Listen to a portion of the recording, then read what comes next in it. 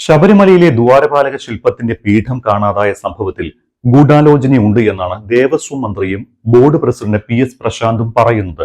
ആഗോള അയ്യപ്പ സംഗമത്തിന്റെ പകിട്ട് കളയാൻ ഉണ്ണികൃഷ്ണൻ പോറ്റി കരുതിക്കൂട്ടി ഗൂഢാലോചന നടത്തി. അതിന്റെ അടിസ്ഥാനത്തിലാണ് പ്രതിപക്ഷം ആരോപണം ഉന്നയിച്ചത് എന്നൊക്കെയാണ് മന്ത്രിയും ദേവസ്വം ബോർഡൊക്കെ പറയുന്നത്.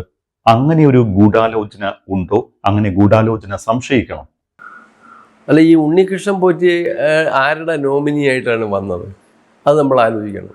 ഈ ഉണ്ണികൃഷ്ണൻ പോറ്റി എന്ന് പറയുന്ന ഒരു മൂന്നാമതൊരു വ്യക്തി ഈ ശബരിമല ഭരിക്കുന്ന തിരുവിതാംകൂർ ദേവസ്വം ബോർഡ് എന്ന് പറഞ്ഞാൽ ക്ഷേത്രം ഭരിക്കാനുള്ള ട്രസ്റ്റികളാണ്, നിയമിക്കുന്ന ട്രസ്റ്റികളാണ്.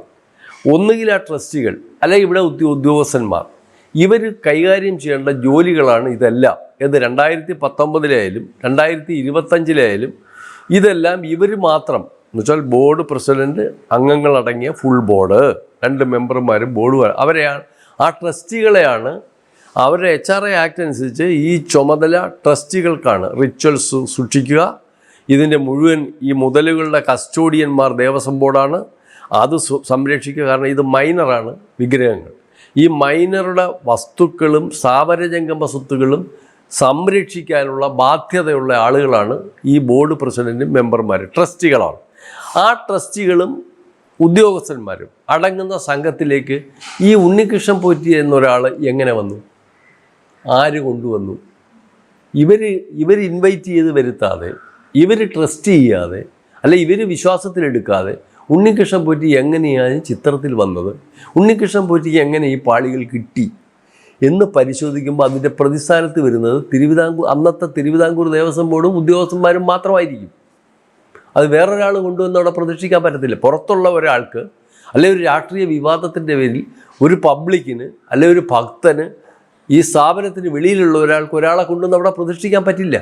നിയമം അങ്ങനെയാണ് നിൽക്കുന്നത്.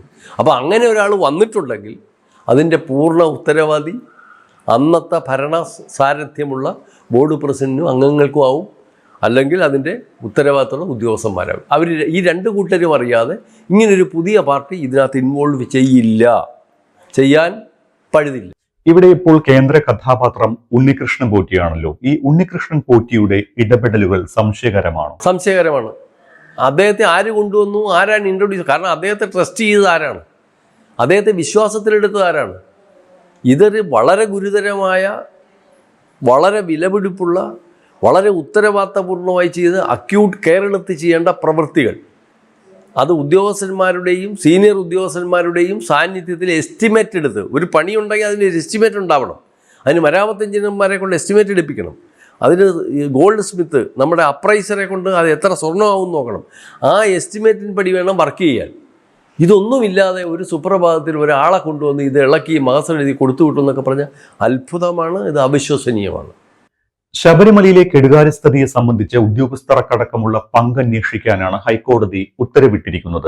ദ്വാരപാലക പീഠത്തിന്റെയും സ്വർണ്ണപ്പാളുകളുടെയും വിഷയത്തിൽ ഉണ്ണികൃഷ്ണൻ പോറ്റിയുടെ മാത്രമല്ല, ദേവസ്വം ഉദ്യോഗസ്ഥരുടെ അടക്കം പങ്കന്വേഷിക്കാനാണ് കോടതിയുടെ നിർദ്ദേശം.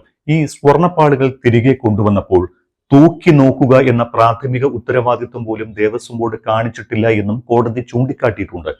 ഇനിയിപ്പോൾ ഈ ജഡ്ജിയുടെ അന്വേഷണത്തിൽ സംശയങ്ങൾ പൂർണ്ണമായും തെളിയും. തീർച്ചയായും ഇത് ഉടനീളം, കാരണം ഇതിനെല്ലാം പ്രൊസീജിയറുണ്ട്, ഇതിനെല്ലാം കർശനമായ നിയമങ്ങളുണ്ട്. എപ്പോൾ എന്ത് ചെയ്യണം, എങ്ങനെ ചെയ്യണം എന്ന് നിലവിൽ ചട്ടങ്ങളുണ്ട്. അത് എവിടെയൊക്കെ ലംഘിച്ചിട്ടുണ്ടെന്ന് പരിശോധനയിൽ ബോധ്യപ്പെടാം. ഒരു തർക്കരഹിതമായ നല്ല ഒരു അന്വേഷണത്തിൽ ഇതെല്ലാം വ്യക്തതയോടുകൂടി വെളിവരും.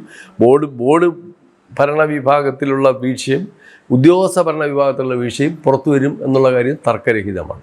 കാരണം ഇതെല്ലാം കൃത്യമായി ചട്ടങ്ങൾ അങ്ങനെ 1 by 1 ആയിട്ട് നിഷ്കർഷിച്ചിട്ടുണ്ട് പഴയ കാലം മുതലേ. അപ്പോൾ അത് ഏതൊക്കെ റൂളുകളാണ് വയലേറ്റ് ചെയ്തിട്ടുള്ളതെന്ന് ഒരു അന്വേഷണത്തിൽ വളരെ ക്ലിയറായിട്ട് വ്യക്തമാകും. തർക്കമൊന്നുമില്ല.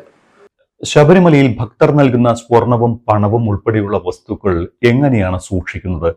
ഇത് എന്ത് ചെയ്യും? എങ്ങനെയൊക്കെയാണ് ഇത് കൈകാര്യം ചെയ്യുന്നത്? അതേക്കുറിച്ചൊന്ന് വിശദീകരിക്കാൻ പറ്റുമോ?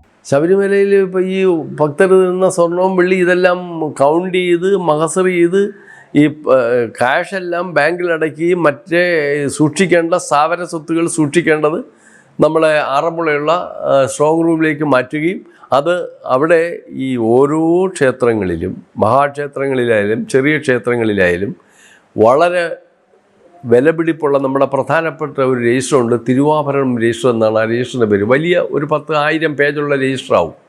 ആ രജിസ്റ്ററിൽ ആ ഉരുപ്പടി സംബന്ധിച്ച് അതിൻ്റെ ഏകമാനം, അളവ്, അതിൻ്റെ തൂക്കം, അതിൻ്റെ മാറ്റ് ഇതെല്ലാം രേഖപ്പെടുത്തി വ്യക്തതയോടുകൂടി ആ രജിസ്റ്ററിൽ നമ്പറിട്ട് എൻട്രി ചെയ്തിട്ടുണ്ടാവും.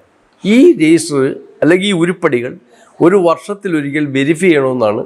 നമ്പർ വാർ വെരിഫിക്കേഷൻ നടത്തണമെന്നും കൂടുതൽ കുറവ് സ്റ്റേറ്റ്മെൻറ്റുകൾ 3 മാസത്തിലൊരിക്കൽ അയക്കണമെന്നും ചട്ടങ്ങളുണ്ട്. പക്ഷേ തിരുവിതാംകൂർ ദേവസ്വം ബോർഡ് അത് 15 വർഷമായിട്ട് അത് പാലിക്കുന്നില്ല. വളരെ സങ്കടകരമായ കാര്യമാണ്.